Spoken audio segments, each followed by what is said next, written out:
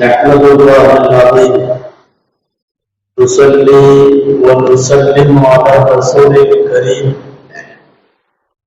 أما بعد فقد قال الله سبحانه وتعالى في كلامه القديم والفرقان الحميد أعوذ بالله من الشيطان الرجيم بسم الله الرحمن الرحيم ومن يريد فيه بإلحاد بظلم نذقه من عذاب أليم صدق الله العظيم. وقال رسول الله صلى الله عليه وسلم من تفل تجاه القبلة جاء يوم القيامة وتفله بين عينيه صدق رسول الله صلى الله عليه وسلم. எல்லாரும் புகழும் அல்லாஹ் ஜல்ல ஷானுஹு தஆலா ஒருவனுக்கே உரித்தாகும். அருமைநாயகம் முஹம்மது ரசூலுல்லாஹ் ஸல்லல்லாஹு அலைஹி வஸல்லம் அவர்களின் மீதும் நற்பாக்கியங்கள் நிறைந்த அவர்களுடைய உம்மத்தின் மீதும் குறிப்பாக இந்த ஜும்மா நன்னாளில் நம் அனைவர் மீதும் அல்லாஹ்வின் அன்பும் அருளும் என்றென்றும் நிறைவாக உண்டாவதாக. ஆமீன். அல்லாஹ் ஜல்ல ஷானுஹு தஆலா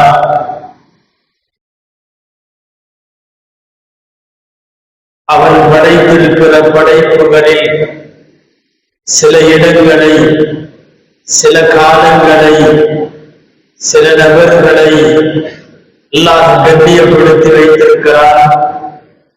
இந்த கண்ணியத்தை உலகம் வழங்க வேண்டும் என்று உத்தரவும் தந்திருக்கிறார். அந்த வரிசையில் அல்லாஹ்வால் மிகவும் கண்ணியப்படுத்தப்பட்ட ஒன்று உலகத்தில் கஅபத்துல்லாஹ் என்கிற முதல் ஆலயம். அல் குர்ஆன் சொல்லுகிறது, பூமியிலே அல்லாஹ்வை வணங்குவதற்காக கட்டப்பட்ட முதல் ஆலயம் பழைய மக்கா என்கிற இன்றைய மக்காவிலே உள்ள கஅபத்துல்லாஹ் தான் பாக்கியம் பொருந்தியதாகவும் அகிலத்தாருக்கு வழிகாட்டக்கூடியதாகவும் இருக்கிறது என்று கஅபத்துல்லாஹை பற்றி திருக்குர்ஆன் சொல்லுகிறது. கஅபத்துல்லாஹ்விற்கு கண்ணிய குறைவு ஏற்படும் வண்ணம் எந்த செயலும் ஒரு முஸ்லிம் செய்துவிடக் கூடாது. அவன் ஈமான் இருக்கிற வரை அப்படி செய்ய முடியாது. கஅபத்துல்லாஹ்வின் கண்ணியம் குறித்து இப்போது பேசுவதற்கு சில காரணங்கள் உண்டு.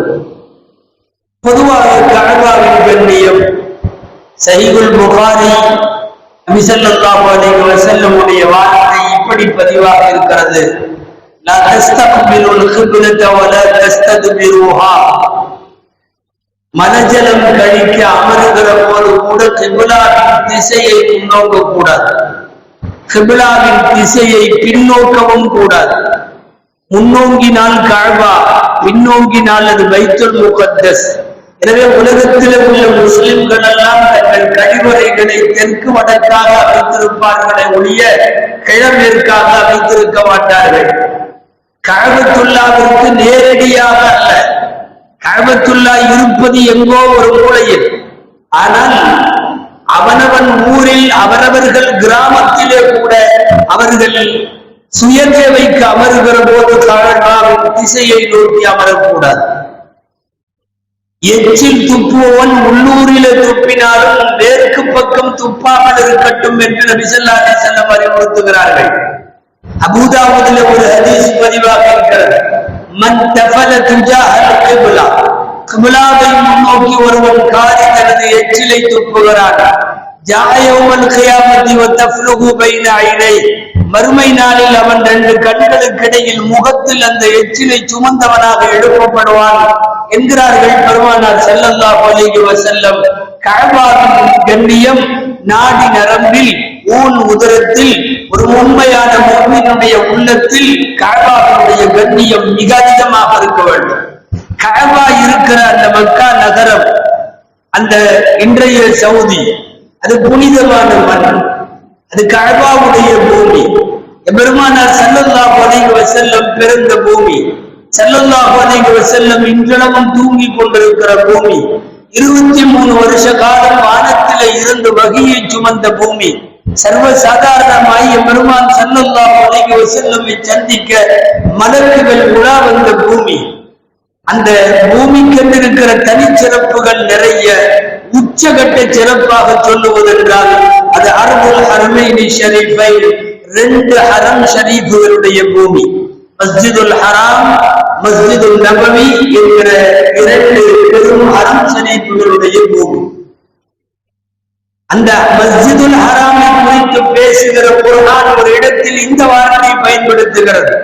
சூரத்துல் ஹஜ்ஜிலே அல்லாஹ் சொல்லுகிறான், وَمَن يُرِدْ فِيهِ بِإِلْحَادٍ بِظُلْمٍ, அந்த ஹரம் ஷரீஃபிற்குள் அந்த பூமிக்கு இழுக்கு வரும் வண்ணம் பிதுல்மின், யாராவது அக்கிரமம் செய்தால் நுதிகுஹு மின் அஸாபின் அலீம், துன்புறுத்துகிற வேதனை அவர்களுக்கு உண்டு என்று அல்-குர்ஆன் சொல்லுகிறது. அன்பானவர்களே, சவுதி சில நாட்களுக்கு முன்னால், சில வாரங்களுக்கு முன்னால் ஜும்மாவிலே கூட பேசினோம். கொஞ்சம் கொஞ்சமாக தனது நிறத்தை மாற்றிக் கொண்டு வருகிறது சவுதி, தன்னுடைய வண்ணத்தை மாற்றிக் கொண்டிருக்கிறது. பாரம்பரிய செழுமைகளை விட்டுக் கொடுத்து பண்பாட்டு செழுமைகளை எல்லாம் அகற்றிவிட்டு ஏதோ ஐரோப்பிய கண்டத்தில இருந்து வந்த நவநாகரிக சமாச்சாரங்களை எல்லாம் உள்ளே இறக்குமதி செய்து நீண்ட நெடுங்காலமாக அந்த மண்ணிற்கும் அந்த நாட்டிற்கும் இருக்கிற பாரம்பரியத்தை இன்றைக்கு கொஞ்சம் கொஞ்சமாக சிதைத்துக் கொண்டிருப்பதை பார்க்கிறோம். குறிப்பாக கஅபாவின் மண்ணில் இப்போது களியாட்டங்கள் எல்லாம் நடைபெறுகிறது. அன்பானவர்களே, கொஞ்ச நாளைக்கு முன்னால் செய்தி, இதுவரைக்கும் மதுவின் வாடை இல்லாமல் இருந்த பல்வேறு சவுதியினுடைய அத்தனை இடங்களிலும், சூப்பர் மார்க்கெட்டுகளில், டிபார்ட்மெண்ட் ஸ்டோர்களில், சாதாரண கடைகளில் கூட மது விற்பனைக்கு அனுமதி தரப்பட்டதை உலகம் முழுக்க இருக்கிற மார்க்க அறிஞர்கள் கண்டனம் தெரிவித்தார்கள். மது புழக்கம் சர்வ சாதாரணமாய் உலகத்திற்கு மது ஒழிப்பில் முன்னோடியாக இருந்த ஒரு பூமியில் இன்றைக்கு மது விற்பனை நடக்கிறது. கடந்த மாதத்தினுடைய செய்தி சவுதியில் நீங்கள் பத்திரிகைகள் வாயிலாக, ஊடகங்கள் வாயிலாக படித்திருப்பீர்கள். மிகவும் கட்டுப்பாட்டோடு விபச்சாரம் உள்ளிட்ட செயல்களை கண்டித்து வந்த அந்த நாட்டில் ஒரு ஆண் அந்நிய பெண்ணோடு எந்த ஹோட்டல்களிலும் அறை எடுத்து தங்கி அவன் உல்லாசத்தில் இருந்து கொள்ளுவதற்கான அனுமதியை அரசு வழங்கியது. இது கடந்த மாதம். சர்வசாதாரணமாக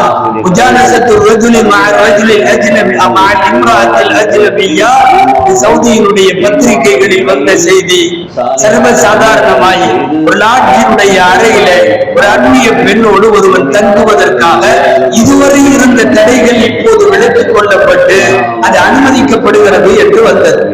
எல்லாவற்றிற்கும் மேலாக கொஞ்சம் கொஞ்சமாய் சன்னம் சன்னமாய் ஷரியத்தின் பிடியிலே இருந்து, மார்க்க சட்டங்கள் அதனுடைய கோட்பாடுகளிலே இருந்து கொஞ்சம் விலகிக் கொண்டே இருந்த சவுதி சமீபத்தில் ஒரு பெரிய அவமானத்தை கடந்த சில நாட்களுக்கு முன்னாலே செய்திருக்கிறது.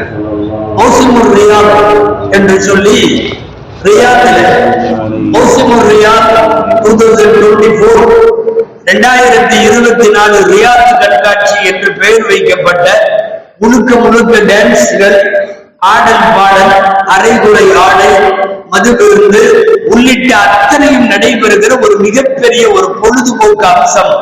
அதனுடைய ஓபனிங் செரமனி நடந்தது.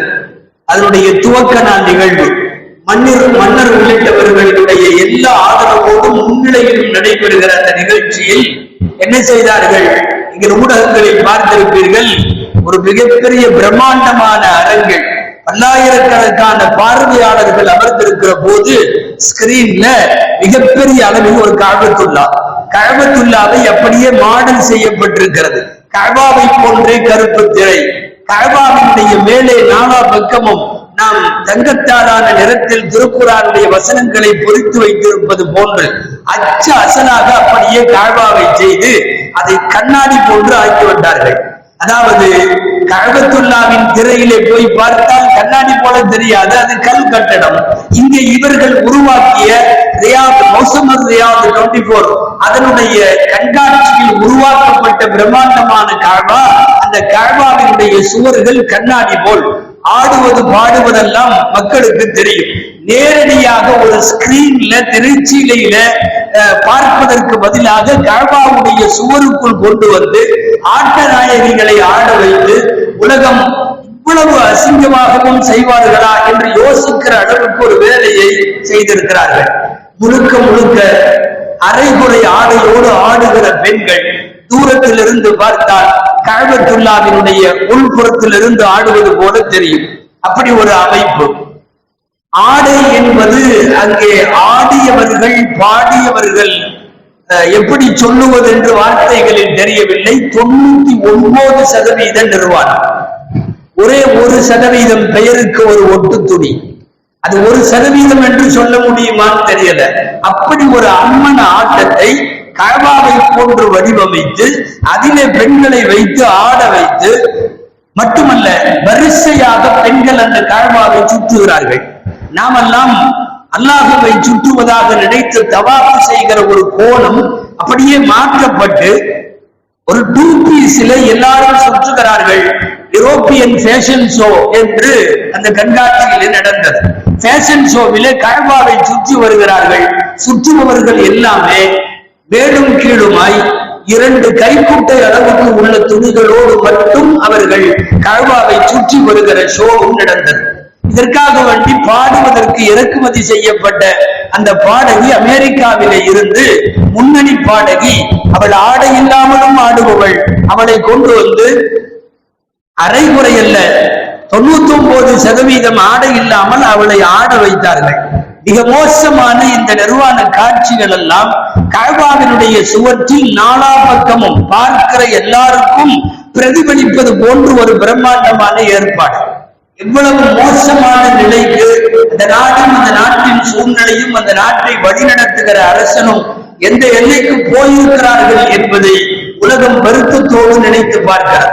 அகில உலகம் முழுக்க ஏராளமான ஈமானிய ஈரத்தை இதயத்தில் வைத்திருக்கிறார். அத்தனை மார்க்க அறிஞர்கள், சமூக ஆர்வலர்கள், சமுதாய அக்கறை உள்ளவர்கள் எல்லோரும் கண்டித்திருக்கிறார்கள். ஒரு அறியாமை காலத்தை போன்று எல்லா விதமான களியாட்டங்களை அனுமதித்து விட்டது இன்றைய சவுதி. குர்ஆனிலே அல்லாஹ் பழைய காலத்தில் இஸ்லாம் வருகைக்கு முன்னால், பெருமானார் ஸல்லல்லாஹு அலைஹி வஸல்லமுடைய ஷரியத் வருகைக்கு முன்னால் கஅபாவை எப்படி பயன்படுத்தினார்கள் என்பதை பற்றி குர்ஆனிலே ஒரு இடத்தில் அல்லாஹ் பேசுவார். அதுல ஒரு வார்த்தை இப்படி வருகிறது, வமா கான ஸலாத்துஹும் இன்தல் பைத்தி இல்லா முகாஅ வ தஸ்தியா. கஅபத்துல்லாஹ்வில் அவர்களின் இபாதத் என்பது தவாஃப் செய்து கொண்டே முகாஅ வ தஸ்தியா. இந்த ஆயத்திற்கு தஃசீர் தப்ரீரிலே விளக்கம் எழுதுகிறார்கள். தஃசீரில் அல் முகா விசில் அடித்துக் கொண்டும் வ தஸ்தியா கைதட்டி கொண்டும் தவாஃப் செய்வார்கள். இது அறியாமை காலத்தில் நபிகள் ஸல்லல்லாஹு அலைஹி வஸல்லம் வருகைக்கு முன் டார்க் ஏஜ் என்று சொல்லுகிற இருண்ட காலத்தில் நடந்த தவாஃப் என்ன தெரியுமா? கஅபாவை சுற்றுகிற போது விசில் அடித்துக் கொண்டு தவாஃப் செய்வது, கைதட்டி கொண்டு தவாஃப் செய்வது. குர்ஆனுடைய இந்த ஆயத்தின் நேரடி நிதர்சனத்தை இப்போது நடைபெற்ற மௌசம் ரியாத் 2024 என்று நடைபெற்ற இந்த ஷோவிலே அதை அப்பட்டமாக பார்த்தோம். முழுக்க முழுக்க ஆடை இருந்தும் இல்லாதவர்களாய் கைதட்டி கொண்டும் வாயில விசிலடித்துக் கொண்டும் பயங்கரமான இசைக்கருவிகள் முழங்க அங்கே ஒரு ஷோ நடைபெற்றதை உலகம் வேதனையோடு பார்க்கிறது. காரணம், அந்த மண் ஏதோ அவர்கள் பிறந்து வாழ்ந்த அவர்களுக்கு மட்டும் சொந்தமானதல்ல. ஒட்டுமொத்த உலகத்தினுடைய இஸ்லாமிய சொந்தங்கள் அத்தனை பேருக்கும் உரிமையும் சொந்தமும் உள்ள மண். ஐரோப்பிய கலாச்சாரத்தை அப்படியே இறக்கி விடுவதென்று முடிவெடுத்து சின்ன சின்ன நகர்களிலே இருந்து பெரிய பெரிய நிகழ்வுகள் வரை எல்லாவற்றிலையும் இன்றைக்கு நிறம் மாறி தரம் பெற்று சவுதியில் இருப்பதை நாம் வேதனையோடு பார்க்க வேண்டியது இருக்கிறது. குர்ஆனில் ஐரோப்பிய கலாச்சாரங்களை குறித்து பேசுகிற போது குர்ஆனுடைய பல்வேறு வசனங்கள் நமக்கு நினைவு கூறத்தக்கவை. குறிப்பாக குர்ஆன்ல 2 வசனம் இந்த காட்சிகளுக்கு பின்னால், இன்றைக்கு மாறி வரும் சவுதியினுடைய அவலங்களுக்கு பின்னாலே 2 ஆயத்து நினைவுக்கு வருகிறது. ஒரு ஆயத்து அல்லாஹ் முதல் ஜுசுவில் சூரத்துல் பக்ராவிலே சொல்லுகிறான், وَلَنْ تَرْضَىٰ عَنْكَ الْيَهُودُ وَلَا النَّصَارَىٰ حَتَّىٰ تَتَّبِعَ مِلَّتَهُمْ قُلْ إِنَّ هُدَى اللَّهِ هُوَ الْهُدَىٰ. இந்த கிறிஸ்தவ சமுதாயம், யூத சமுதாயம், நீங்கள் அவர்களின் வழியை பின்பற்றுகிற வரைக்கும் உங்களை விடமாட்டார்கள், அவர்கள் பொருந்தி கொள்ள மாட்டார்கள். முடிந்த அளவு தங்களின் கலாச்சாரத்திற்கு உங்களை இழுப்பார்கள் என்று குர்ஆன் சொல்லுகிறது. இழுத்து வந்துவிட்ட காட்சியை தான் ஐரோப்பிய நடனங்களோடு, பாடல்களோடு, நிர்வாக அழகுகளோடு நடைபெற்ற இந்த ஆட்டத்திலே நாம் பார்க்க முடிகிறது. அல்லாஹ் அப்பட்டமாக சொல்லிய குர்ஆனுடைய ஒரு வசனம். இரண்டாவது வசனம் தவிர்க்க முடியாமல் நினைவுக்கு வந்துதான் ஆகிறது.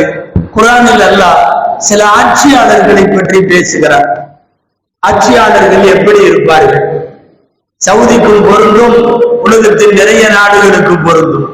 இன்னல் முலூக, இதெல்லாஹ்வின் வார்த்தை கவனியுங்கள். இன்னல் முலூக, சில அரசர்கள் இதா தகலு கரியத்தன் அக்ஸதுஹா, ஏதாவது ஊருக்குள்ள நுழைஞ்சாங்கன்னா ஊரை நாசமாக்கி விடுவார்கள்.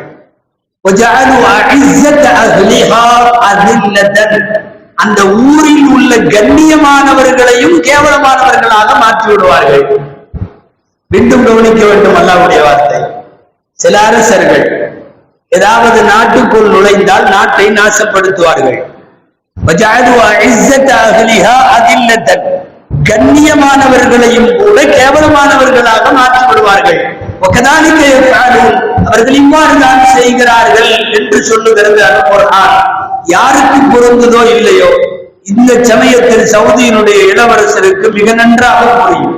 பெருமானாருடைய பெயரை தாங்கி வைத்துக் கொண்டு நவீன கலாச்சாரத்தை நான் வழிவிட்டு திறந்து விடுகிறேன் என்று சொல்லி ஐரோப்பாவையும் குறிப்பாக அமெரிக்காவினுடைய கல்துறையை மக்கா மதீனாவினுடைய வீதிகளுக்குள்ளே கொண்டு வந்து உள்ளே நுழைய விட்டிருக்கிற ஒரு சாக்கடைத்தனமான பெருமை அவருக்கு சேரும். தெளிவாக பேட்டியில், சவுதியினுடைய இளவரசருடைய பேட்டியில், அடிக்கடி அவர் இப்போது பேட்டியிலே சொல்லுகிற வார்த்தை, எங்களுடைய ஹயாத்துல ஆயுள்ல 30 வருஷத்தை நாங்க இனிமேல் வீணாக்க தயாரா இல்லை.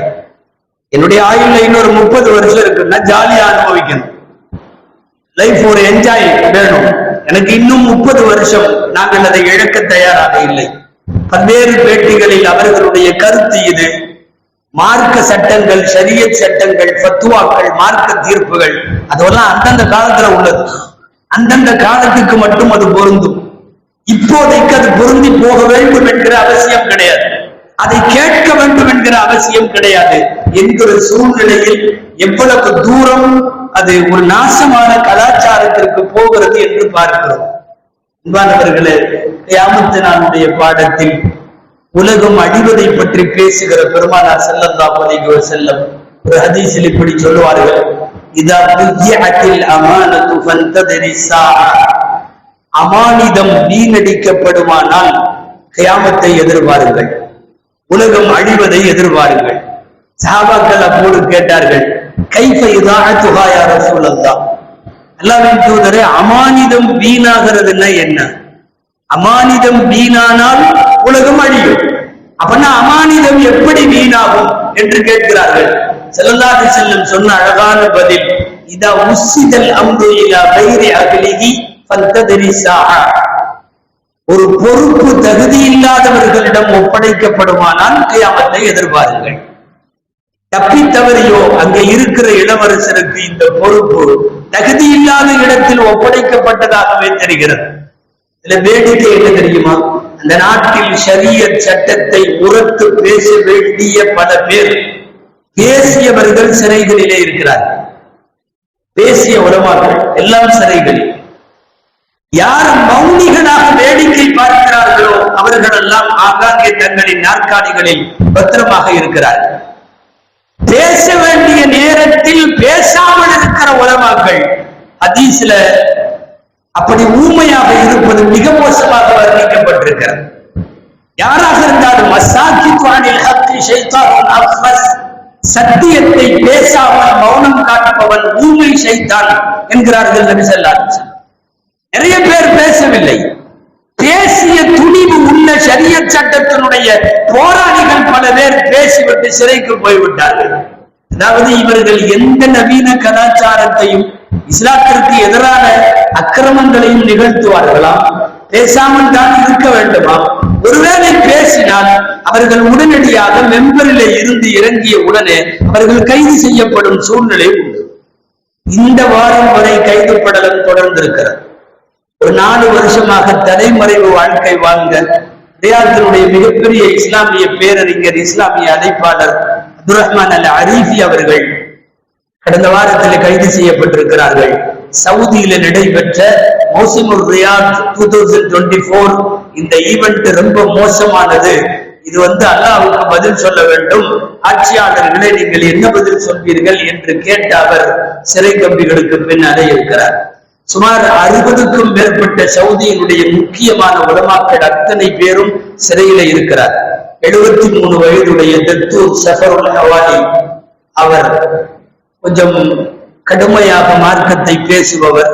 எழுதிய உலக பிரபலமான நூல் அல் முஸ்லிமூன வல் ஹதாரத்துல் கர்பியா, முஸ்லிம்களும் மேற்கத்திய கலாச்சாரமும் என்று ஒரு நூல் எழுதினார். இந்த நூலினுடைய பிற்பகுதிகளில் சவுதி இன்றைக்கு போய்கொண்டிருக்கிற மேற்கத்திய போக்கை குறித்து நூலிலே எழுதியிருந்தார். இப்போது சிறையில் இருக்கிறார். அவருக்கு வயது 73. எந்த அளவுக்கு நீதிமன்றங்கள் முடிவு செய்கிறது என்றால் விரைவில் அவர் தூக்கு தண்டனை கைதியாக அறிவிக்கப்பட போகிறார்.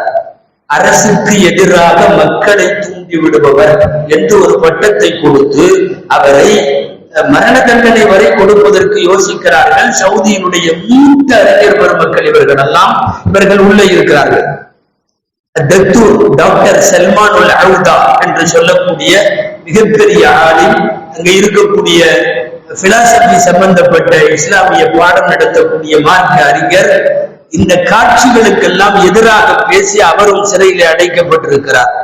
80 வயசு தள்ளாடுகிற ஆளில் அமீது குல்லியத்து ஷரியத் காலேஜுடைய பிரின்சிபல், அவருடைய பெயர் சவுத் அல் ஃபுனைசான் அப்படிங்கிறது பேரு. 80 வயதுள்ள அவரை இப்போது உள்ள அடைத்திருக்கிறார்கள். அவர் சிறையிலே இருக்கிறார். யாராக இருந்தாலும் நடக்கிற ஐரோப்பிய கலாச்சாரங்களுக்கு எதிராக எதுவும் பேசக்கூடாது. முழுக்க யூதனசராக்களுடைய கலாச்சாரத்தை உள்ளே கொண்டு வந்திருக்கிறார்கள். மிக பிரபலமாக அரபுகள் எல்லாம் தங்கள் மொபைலில வைத்து அடிக்கடி கேட்கிற அப்துல் அசீஸ் ஃபௌசான் மிகப்பெரிய பேச்சாளர். அவர் இப்போது அவர் சிறையில இருக்கிறார்.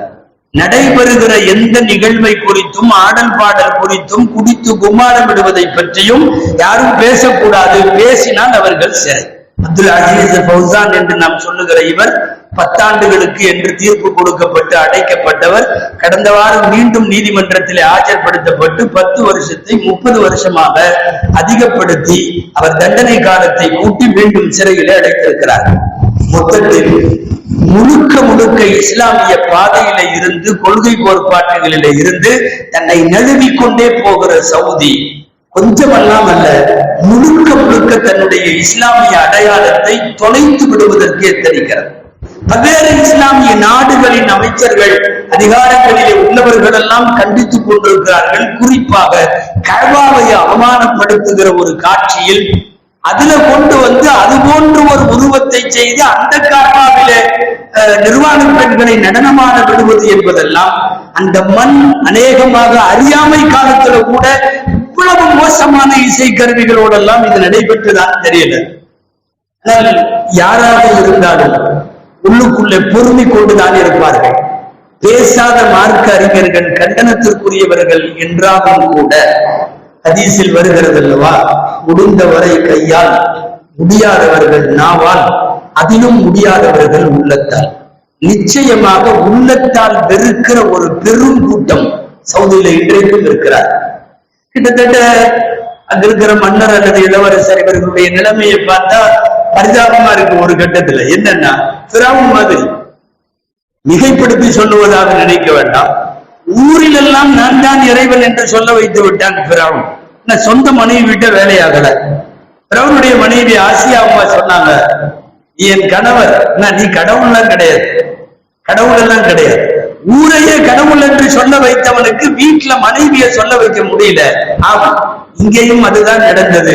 இந்த வாரம் சவுதி இளவரசருடைய மனைவி தலாக்கு கேட்டிருக்கிறார்.